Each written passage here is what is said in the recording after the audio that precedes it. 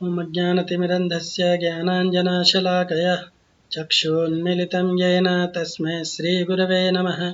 श्रीचैतन्यमनोभीष्टं स्थापितं येन भूतले स्वयं रूपा कदा मह्यं ददाति स्वपदान्तिकं। वन्देऽहं श्रीगुरो श्रीयुतापदकमलं श्रीगुरून् वैष्णवांश्च श्रीरूपं साग्रजातं सहगण रघुनाथान्वितं तं सजीवं साद्वैतं सावधूतं परिजनसहितं कृष्णचैतन्यदेवं श्रीराधाकृष्णपादान् सहगण ललिता श्रीविशाखान्वितांश्च।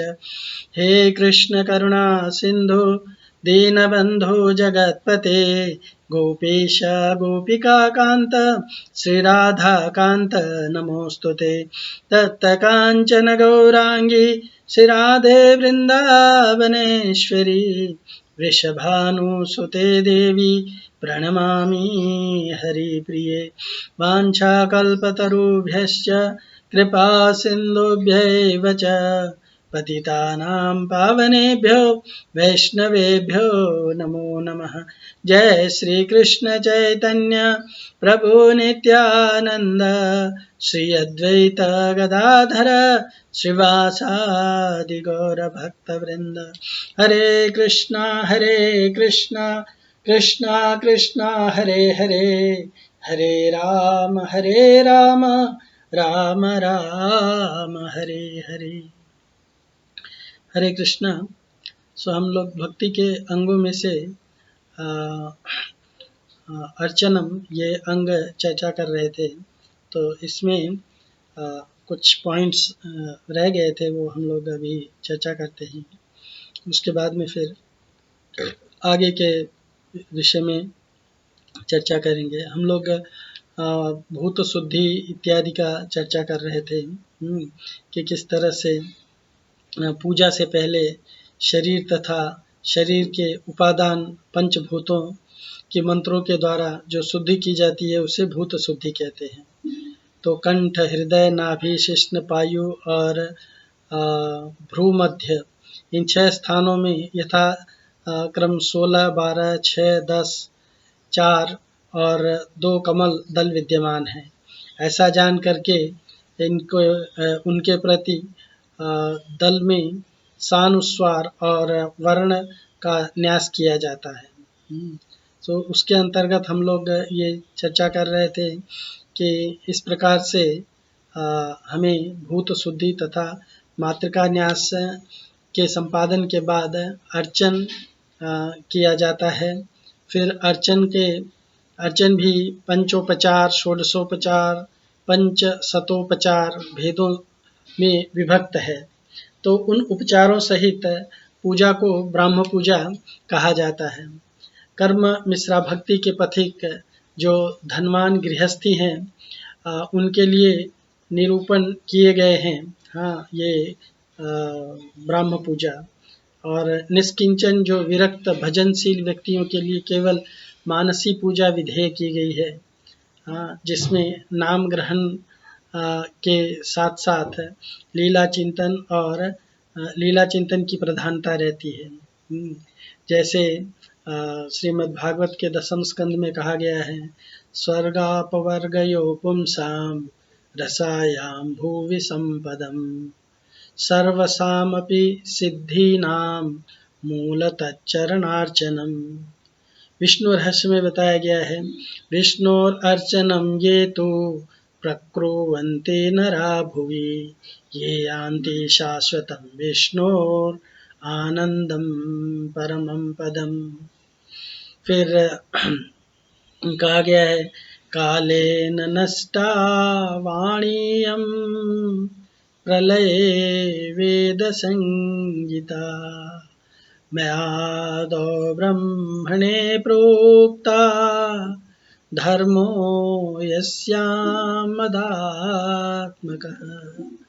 इनके अनुवाद हैं, अर्चनम के समय के संबंध में श्रीमद् भागवत में कहा गया है कि भगवान के श्री चरण कमलों का अर्चन सुख पुरुषों के लिए स्वर्ग या अपवर्ग के आनंद तथा पृथ्वी के समस्त संपत्तियों और सब सिद्धियों का मूल कारण है। विष्णु रहस्य में बताया गया है कि इस लोक में जो लोग विष्णु का अर्चन करते हैं वे उनके नित्य आनंदमय पद को प्राप्त करते हैं।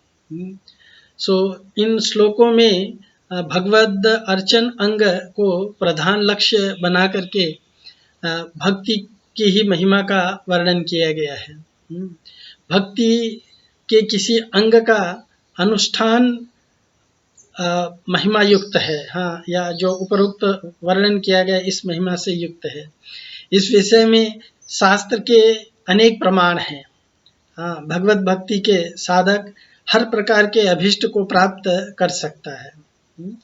तो जो भगवान की भक्ति करते हैं वो हर प्रकार के अभिष्ट को प्राप्त कर सकते हैं, इसका यहाँ पे वर्णन किया गया है। इसके साथ अब हम लोग भक्ति का अगला 31 अंग से आगे का अंग चर्चा आरंभ करते हैं, देखते कितना कर पाते हैं। भक्ति रसामृत सिंधु में कहा गया है, भक्ति रसामृत सिंधु में कहा गया है कि भक्ति रसामृत सिंधु में कहा गया है परिचर्या तु सेवोपकरणादि परिस्क्रिया तथा परिकीर्णकच्छत्र वादित्रय रूपासनः। यानी राजा की भांति कृष्ण की सेवा करने को परिचर्या कहते हैं। यह परिचर्या दो प्रकार की होती है। पहला, अर्चन के उपकरणों को साफ सुथरा और शुद्ध करना, और श्री विग्रह की चामर अथवा छत्र आदि के द्वारा सेवा करना, ये भगवान की परिचर्या कहलाती है। जैसे नारद पुराण में कहा गया है, मुहूर्तवा मुहूर्तार्धम यस्तिष्ठेद हरिमंदिरे स याति परमं स्थानम किम शुश्रूषणे रताः। हाँ, इसमें कहा गया है कि सेवा के उपकरण या सामग्री आदि को शुद्ध करना तथा चामर छत्र वाद्य आदि के द्वारा सेवा करना, यह दो प्रकार की परिचर्या कहलाती है। नारद पंचरात्र में कहा गया है कि जो केवल एक मुहूर्त अथवा आधे मुहूर्त के लिए भी श्री भगवान के मंदिर में रहता है, जब वह भी परमानंद की प्राप्ति कर लेता है, तो जो मंदिर में झाड़ू या उपकरणों की शुद्धि आदि रूप सेवा करता है, उसके विषय में तो कहना ही क्या है। उसके बाद में श्रीमद् भागवत के 4th स्कंद में कहा गया है, यत्पाद सेवाभिरुचिस्तपस्विना मस्येष जन्मोपचितं अमलं धिया सद्य क्षिणोत्यन् वह मेधति सती यथा पदांगुष्ठित विनिश्रिता शरीर। यानी कहा गया है कि भगवान के चरण कमलों की सेवा के लिए निरंतर बहने वाली अभिलाषा, निरंतर बढ़ने वाली अभिलाषा उनके चरण अंगुष्ठ से निकली हुई गंगा जी के समान तपस्वियों तथा संसार ताप से तप्त जीवों के समस्त जन्मों के मन के संचित मैल को तत्काल नष्ट कर देती है। फिर कहा गया है, अंगानि विविधान्येव स्यु पूजा परिचर्ययो नतानि लिखितान्यत्र ग्रंथा बाहुल्य भीततः। पूजा तथा अर्चना या परिचर्या इन दोनों के विविध अंग हैं, किंतु ग्रंथ विस्तार भय से उनका यहाँ उल्लेख नहीं किया जा रहा है, तो इसीलिए इसको यहीं पे रोका देते हैं। इसमें बहुत सारे और अंग हैं, इसको अगर आप डिटेल में पढ़ना चाहते हैं तो नारद पंचरात्र में जो अर्चना विधि दी गई है, हाँ, उस अर्चना विधि को आप डिटेल में पढ़ सकते हैं और उसको जान सकते हैं, अच्छा से समझ सकते हैं। अब हम अगले अंग का चर्चा करेंगे, अथ गीतम। अथ गीतम, इन अंगों का चर्चा करेंगे। तो इसमें गीत,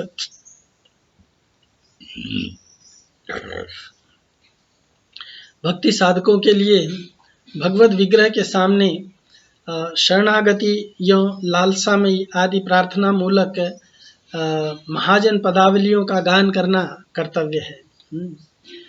महाजन लोगों ने जो पदावली इत्यादि लिखे हैं उनका विधि पूर्वक गान करना चाहिए। इसको गीतम कहा गया है। हाँ, इसमें बताया गया है, लिंग पुराण में बताया गया है, ब्रह्मणो वासुदेवाख्या गायमानो अनिशं परम हरे सालोक्यमाप्नोति रुद्रगानाधिकम भवेत। यानी गीत के संबंध में लिंग पुराण में लिखा गया है कि ब्राह्मण के लिए सामान्य गान निषिद्ध होने पर भी ब्राह्मण वासुदेव नामक परम गान को निश्चित गा करके रुद्र गान के फल से भी बढ़कर श्री विष्णु के धाम को यानी सालोक्य मुक्ति को प्राप्त कर सकता है। तो इस तरह से गीत के बारे में बताया गया है और इस तरह से लोग जो है भगवान के बारे में गीत चर्चा करनी चाहिए। अनेक प्रकार के गान हैं, भगवान के भजन हैं, उनको गाना चाहिए। अथ कीर्तनम, अभी अगला पॉइंट है कीर्तन का। तो नाम लीला गुणा दिनाम उच्चैर भाषा तो कीर्तनम, उच्चैर भाषा तो कीर्तनम, यानी भगवान के नाम लीला तथा गुण आदि को ऊंचे स्वर से वर्णन करना संकीर्तन कहलाता है। ये ऊंचे स्वर से कीर्तन करना संकीर्तन कहलाता है। सो विष्णु धर्म में बताया गया है, कृष्णेति मंगलम नाम यस्य वाची प्रवर्तते भस्मी भवन्ति राजेन्द्र महापातककोटयः। विष्णु धर्म में कहा गया है कि कृष्ण यह मंगलकारी नाम जिसकी जिह्वा पर विचरण करता है, हे राजेंद्र, उसके करोड़ों महापातक भस्मीभूत हो जाते हैं। लीला कीर्तन के संबंध में 7वें स्कंद में कहा गया है, सोहम प्रियस्य सुहृद परदेवताया लीला कथास्तव नृसिंह विरंच गीता अंच अंजस्तितम्यर नुगुणं गुण विप्रमुक्तो गुण दुर्गाणि ते पद युगालय हंस संग। श्रीमद् भागवत के 7वें स्कंद में बताया गया है कि हे नृसिंहदेव, मैं आपके चरण कमलों के आश्रित रहने वाले भक्त रूप हंसों के संग प्राप्त कर ब्रह्मा जी के द्वारा गाई जाने वाली अहेतुकी मंगलकारी और परम आराध्य आपकी लीला कथाओं के गान करता हुआ त्रिगुणमयी प्रकृति से मुक्त होकर शीघ्र ही संसार समुद्र के पार हो जाऊंगा। गुण कीर्तन के बारे में पहले स्कंद में कहा गया है 1.5.22 में, इदं हि पुंसास्तपसा श्रुतस्य वा स्विष्टस्य सुक्तस्य च बुद्धिदत्तयो अवेच्युत अर्थकविभिर्निरूपितो यदुत्तम श्लोक गुणानुवर्णनम। यानी इसमें कहा गया है कि गुण कीर्तन के विषय में श्रीमद् भागवत में कथित है कि में कहा गया है कि विद्वानों ने इस बात का निरूपण किया है कि मनुष्य की तपस्या, वेद अध्ययन, यज्ञ अनुष्ठान, स्वाध्याय, ज्ञान और दान का एकमात्र अव्यभिचारी प्रयोजन यही है कि पुण्य कीर्ति श्री कृष्ण के गुणों या लीलाओं का कीर्तन किया जाए। और इस तरह से गुण कीर्तन के बारे में बताया गया है। जप कीर्तन के बारे में बताया गया, जप के बारे में बताया गया है, मंत्रस्य शूलघुच्चारो जप इति अभिधीयते। जैसे पद्म पुराण में कहा गया है, कृष्णाय नाम इत्येष मंत्र सर्वार्थ साधकः भक्तानां जपतां भूय स्वर्ग मोक्ष फल प्रदम। यानी मंत्र का अति मंद स्वर से उच्चारण करना जप कहलाता है, धीरे धीरे। पद्म पुराण में कहा गया है, श्री कृष्णाय नमः यह मंत्र सब अर्थों को सिद्ध करने वाला है। बार बार जप करने वाले भक्तों को यह स्वर्ग और मोक्ष रूप फल को प्रदान करने वाला कहा जाता है। हरिभक्ति में, हरिभक्ति बोधिनी में बताया गया है, भक्त के 33वें अंग संकीर्तन के 3 प्रकार कहे गए हैं, नाम कीर्तन, लीला कीर्तन तथा गुण कीर्तन। तो संकीर्तन शब्द से मुख्यतः नाम संकीर्तन अर्थ ही ग्रहण किया जाता है। जैसे कि श्री राधिका श्रीधर स्वामी पाद ने कहा है, संकीर्तनम नाम उच्चारणम, हाँ, संकीर्तनम नाम उच्चारणम, यानी उच्च स्वर से ही नाम कीर्तन नाम संकीर्तन कहलाता है। और नाम कीर्तनम उच्चैर एव प्रशस्तम, यानी समस्त भजन अनुष्ठान का प्राण है कृष्ण स्मृति। कृष्ण स्मृति चंचल चित्त से नहीं होती है। चित्त की चंचलता को रोकने के लिए योगिंद्रों का संयम एवं दृढ़ उपाय है। वागेंद्रिय का दृढ़ उपाय है उसको रोकना, चंचलता को रोकना चित्त की, क्योंकि वागेंद्रिय ही समस्त बाहरी इंद्रियों की ओर चित्त की चालक है। मतलब हमारी वाणी ही जो है वो इंद्रियों को यहाँ वहाँ बाहर घुमाती है। अतः वागेंद्रिय के संयत होने पर समस्त इंद्रियां संयत हो जाती हैं। वाचो वेगम मनसा क्रोध वेगम। और चित्त भी चंचलता रहित होकर के कृष्ण स्मृति के योग्य हो जाता है। सो बृहद भागवतामृत में कहा गया है, ब्रह्मांतराशेष ऋषिक चालकम वागेन्द्रिय स्याद यदि संयतम सदा चित्तम स्थिरम सद भगवत स्मृत तदा सम्यक प्रवर्तते तत्स्मृति फलम। अतः श्रीमन महाप्रभु ने नाम संकीर्तन को समस्त भक्ति अंगों में परम श्रेष्ठ कह करके इसको प्रतिपादित किया है। गुण कीर्तन की महिमा के निरूपक श्लोक में तपस्या, वेदाध्ययन, ज्ञान अनुष्ठान आदि समस्त अनुष्ठानों को परम अव्यभिचारी फल या प्रयोजन कीर्तन का निरूपण किया गया है। किसी साधक के चित्त में यदि अन्य किसी भी फल को प्राप्त करने की इच्छा जाग उठती है तो भी भगवत गुण कीर्तन से वह फल उसे प्राप्त हो जाता है। यदि कोई कर्मों से प्राप्त होने वाले स्वर्ग लोक को चाहता है अथवा यदि कोई मोक्ष की चाहत है तो भी भगवत गुण कीर्तन स्वार्थ साधक होने के कारण उसे स्वर्ग तथा अपवर्ग भी प्रदान करता है। किंतु इन फलों को प्राप्त कराने वाला भगवत गुण कीर्तन रूप अनुष्ठान शुद्ध भक्ति के अंग नहीं माना जाता है, बल्कि उसे कर्म ज्ञान मिश्रित भक्ति कहा जाता है। क्योंकि शुद्ध भक्ति के अंग रूप में जब भगवत गुणगान किया जाता है उसका फल भगवत प्रेम होता है, न कि स्वर्ग या अपवर्ग। भक्ति समस्त कर्मों, यज्ञ आदि अनुष्ठानों का फल प्रदान करने में समर्थ है। हाँ, वे सब सदा भक्ति साक्षेप हैं और भक्ति सदा इनसे निरपेक्ष है। हाँ, जप अर्थात भगवान नाम या किसी मंत्र का अति मंद स्वर से उच्चारण भी 3 प्रकार का माना गया है, वाचिक, उपांशु तथा मानसी।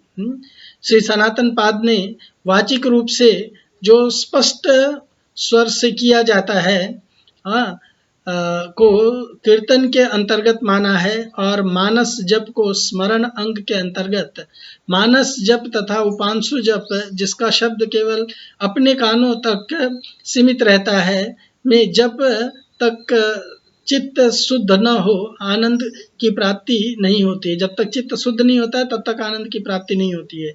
किंतु वाचिक जप अथवा नाम संकीर्तन चित्त शुद्धि की अपेक्षा नहीं रखता है, इसलिए स्मरणांग को नाम संकीर्तन से दुर्बल ही माना जाता है। और अब हम लोग ये जो संकीर्तन के बारे में किए थे। महत्पुरुषों के अनुगत्य में बहुत से श्रद्धालु भक्तों का एकत्र मिलकर के भगवत कीर्तन के प्रति भगवान नाम का उच्च स्वर से कीर्तन करना ही नाम संकीर्तन कहलाता है। संकीर्तनम बहुभिर मिलित्वा तद्गान सुखम श्री कृष्ण गानम। हाँ, श्री जीव गोस्वामी जी ने ये क्रम संदर्भ में बताया है। श्री चैतन्य चरितामृत में नाम संकीर्तन को 64 प्रकार के भक्ति अंगों में अथवा भक्ति के 9 अंगों में सर्वश्रेष्ठ बताया गया है।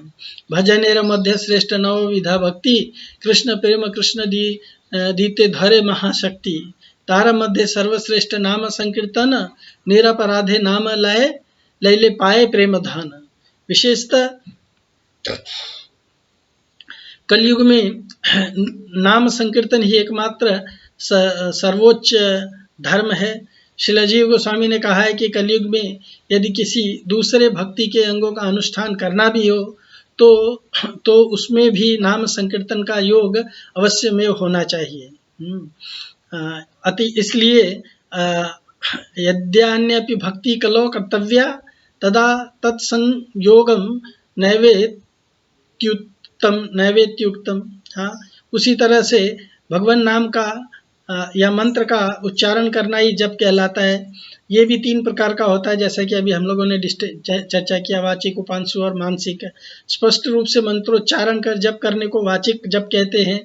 धीरे धीरे उच्चारण किया हुआ जप जब होठ थोड़े थोड़े हिलते हैं और अपने कानों से जिसे सुना जा सके तब उसे उपांशु जप कहते हैं। मन ही मन जप किया जाए, मन ही मन नाम या मंत्र का चिंतन ही मानसिक जप कहलाता है। और स्तव पाठ किसको कहते हैं? श्रीमद् भागवत आदि शास्त्रों में और षड गोस्वामियों के रचित ग्रंथों में साधकों के लिए उपयोगी श्री गुरु श्री चैतन्य महाप्रभु, श्री नित्यानंद प्रभु, श्रीमती राधिका, श्री वृंदावन धाम, श्री नवदीप धाम, श्री गिरिराज, गोवर्धन, यमुना, श्री राधा कुंड, श्याम कुंड आदि के प्रार्थना मूलक बहुत से स्तोत्र हैं।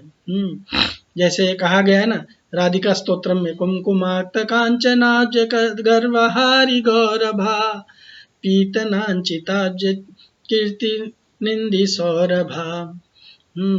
ये जो श्लोकास है ये सब स्तव पाठ कहलाते हैं। साधक भक्त प्रीति पूर्वक उनका पाठ करना चाहिए, उनका सेवा करना चाहिए। विज्ञप्ति कहा गया है, हरिमुद्रिश्य यत्किंचित विज्ञापनम गिरा मोक्ष द्वारार लाभ मोक्षास तन्नैव विहितस्तव। हाँ, स्कंद पुराण में कहा गया है कि भगवान को लक्ष्य करके वाणी से जो कुछ प्रार्थना की जाती है उसी से मुक्ति के दरवाजे की अर्गला खुल जाती है। स्वर्ग अथवा मोक्ष के लिए या अपने दुखों की निवृत्ति और सुख भोग के लिए प्रार्थना करने वाले भक्त उपयुक्त कर्म मिश्रा भक्त भक्ति के पथिक हैं, विशुद्ध भक्ति के नहीं हैं। इसमें कहा गया है संप्रार्थना, संप्रार्थनात्मिका दैन्य बोधिका लालसामयी इत्यादि विधा धीरे कृष्ण विज्ञप्ति रीतिता। यानी प्रार्थना के 3 भेद हैं, संप्राथमिका, दैन्य बोधिका और लालसामयी। इस प्रकार धीर पुरुषों के ने श्री कृष्ण के प्रति की जाने वाली विज्ञप्ति के विविध भेद बताए हैं। हाँ, तत्र संप्रार्थनात्मिका यथापाद में पद्म पुराण में जैसे बताया गया है, युवती नाम यथा यूनी यूना च युवतो यथा मनो अभिरमते तद मनो में रमता त्वयि। और दैन्य बोधिका पद्म पुराण में इस तरह से बताया गया है, मत्तुल्यो नास्ति पापात्मा न अपराधे न कश्चन परिहारे अपि लज्जा में किम ब्रूवे पुरुषोत्तमे। और लालसामयी जिसको नारद पंचरात्र से बताया गया है, कदा गंभीरया वाचा श्रिया युक्तो जपत्यते जगतपते चामरव्यग्रहस्तम मामेव कुर्वीत वक्ष्यसि। यानी संप्राथमिका विज्ञप्ति का पद्म पुराण में जो इस उदाहरण दिया गया है वो इस प्रकार से है, युवतियों का युवकों और युवकों का युवतियों में जिस प्रकार मन लगता है उसी प्रकार मेरा मन हे भगवान आप में लगा रहे। दैन्य बोधिका के विषय में पद्म पुराण में इस प्रकार से बताया गया है कि हे पुरुषोत्तम, मेरे समान न कोई पापी है न कोई अपराधी। क्या कहूँ, मुझे तो अपने दोषों का परिहार या निराकरण करने की प्रार्थना करने में भी लज्जा आती है। अर्थात अनंत यों प्रायश्चित के अयोग्य हैं अपराध मेरे। और लालसामयिक विज्ञप्ति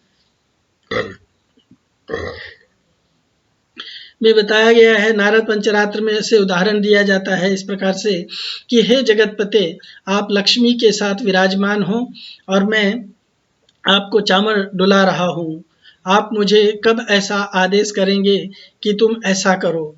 इसमें भक्त अपनी लालसा पूर्ति करने के लिए भगवान से प्रार्थना कर रहा है। भगवान से प्रार्थना कर रहा है। उसी तरह से बताया गया है, कदा हम यमुना तीरे नामानि तव कीर्तयन्, उपास्य पुंडरीकाक्ष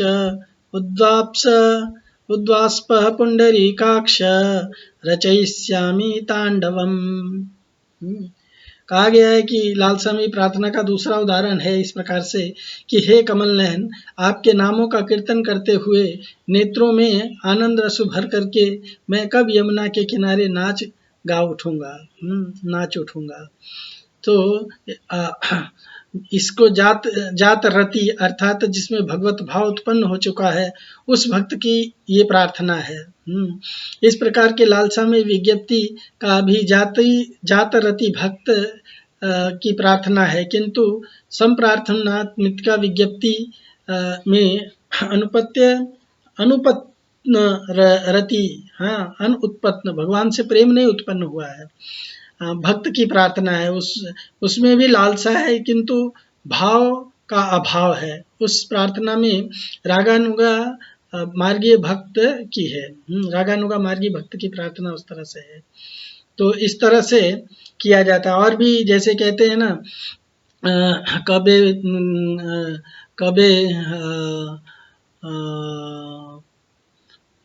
कबे हवे सही दिन आमार अपराध घुची शुद्ध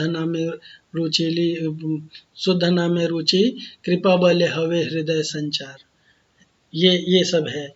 फिर जैसे कहते हैं कि मैं कब यमुना के तट पर जाऊंगा, और कब भगवान की लीला कथा श्रवण करूंगा, देखूंगा, वृंदावन में जाऊंगा, इत्यादि इत्यादि। तो इसको विज्ञप्ति कहा जाता है या प्रार्थना कहा जाता है। अब हम लोग स्तव पाठ हो गया, उसके बाद में फिर इसके अंतर्गत हम लोग स्तव पाठ जो अभी चर्चा किए थे उसके अंतर्गत आता है, प्रोक्ता मनीषी भीर्गीत स्तव राजस्तयस्तवा। स्कंद पुराण में कहा गया है, श्री कृष्ण स्तव रत्न घैरेशाम जिह्वा त्वलंकृता नामस्य मुनिसिद्धानां वंदनीया दिवौकसाम। यानी श्री गीता और गौतमी तंत्रोक्त स्तवराज आदि को जो मनीषीगण स्तव कहते हैं। स्कंद पुराण में कहा गया है कि जिनकी जिह्वा कृष्ण के स्तव रत्नों से विभूषित है वे मुनियों तथा सिद्धों द्वारा नमस्कार करने योग्य हैं और देवताओं द्वारा भी वे वंदनीय हैं।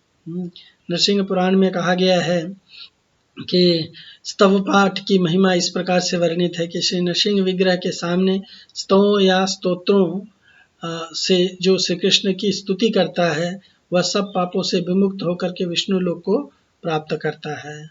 स्तोत्रे स्तवश्चैव देवाग्रेयः स्तौति मधुसूदनम सर्व पाप विनिर्मुक्तो विष्णु लोकम अवाप्नुयात्। विष्णु लोकम अवाप्नुयात्। स्तोत्रियों स्तव में अभेद होते हुए भी अभ्यांतर भेद माना गया है। स्तोत्रों में पूर्व प्रसिद्धत्व और स्तव में स्वकृतत्व जानना चाहिए। स्तोत्र का कारण सानिधित्व और से अर्थात अन्य गति से कर्तव्य रूप में पूर्व सिद्ध है, और स्तव का भाव साधन तत्व से अर्थात भाव साधित होने से स्तव कृत्य है। यानी तथापि श्री गीता आदि को मनीषियों ने स्तव कहा है। अब नैवेद्य आस्वादनो, हाँ ये 37th अंग है, तो इसके बारे में यहाँ पे बताया गया है महाप्रसाद सेवा करना का। तो भगवत अर्पित भोज्य और पेय पदार्थों को भगवत प्रसाद कहते हैं। भक्तों के लिए महाप्रसाद का सेवन करना ही कर्तव्य है। महाप्रसाद के सेवन से अनायासी अनर्थ दूर हो जाते हैं तथा भगवत भक्ति की वृद्धि होती है। भगवत भजन महाप्रसाद का ही सेवन करते हैं। भगवत जन जो है, भक्त जन जो है, वो केवल महाप्रसाद का ही सेवन करते हैं, इसलिए उनके उच्चिष्ट प्रसाद को महाप्रसाद कहते हैं, जो हृदय की भक्ति को उदित कराने के लिए एक महाशक्तिशाली परम औषधि के रूप में है। हाँ, कहा गया है ना चैतन्य चरितामृत में, भक्त भुक्त अवशेष, भक्त पद जल, भक्त पद धूलि आर भक्त पद जल, भक्त भुक्त अवशेष, यही 3 महाबल। तो इन 3 को महाबल कहा गया है। विज्ञप्ति के बारे में मैं आपको बता रहा था।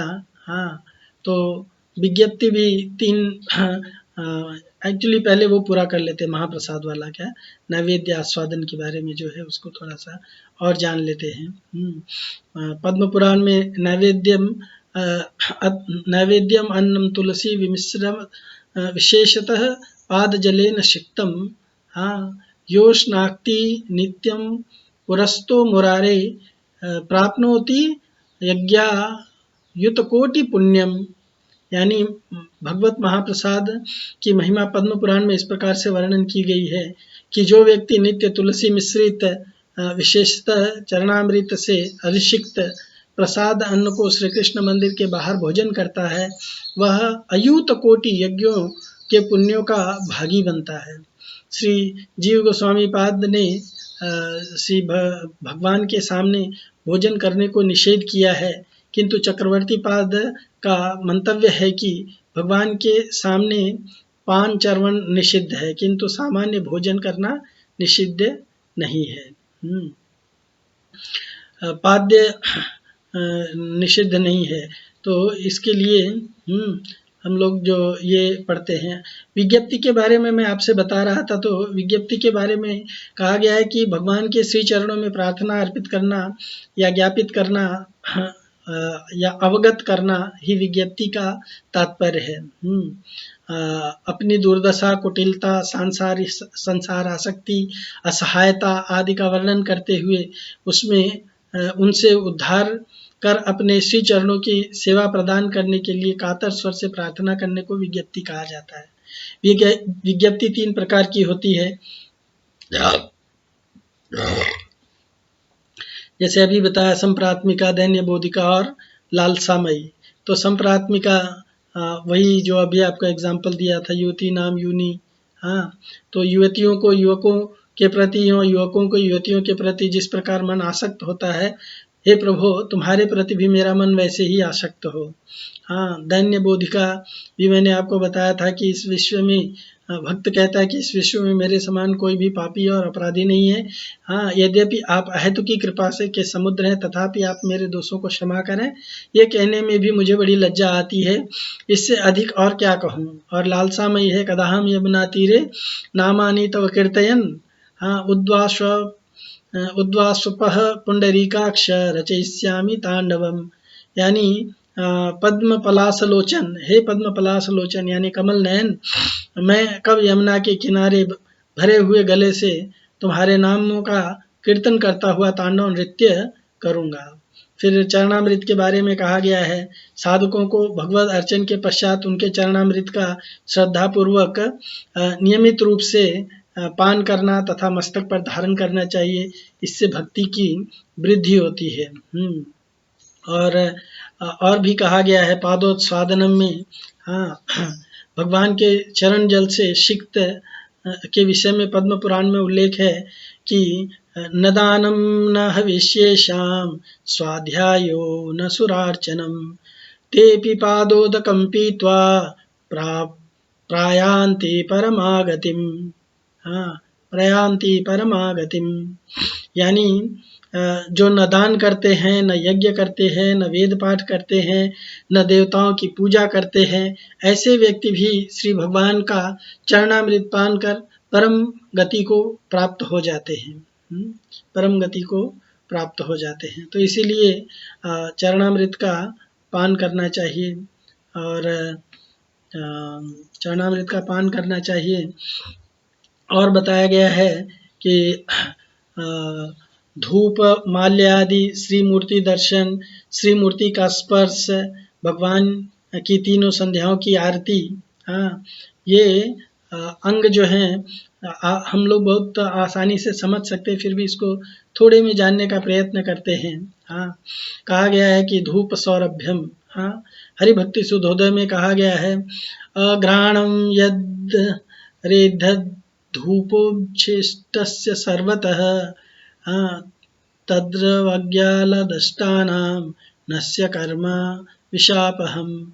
माल्य सौरभ्यम, तंत्र शास्त्र में बताया गया है प्रवष्टिके नासिकारंध्रे हरे नैर्माल्य सौरभे सद्यो विनय विलयमायाति पाप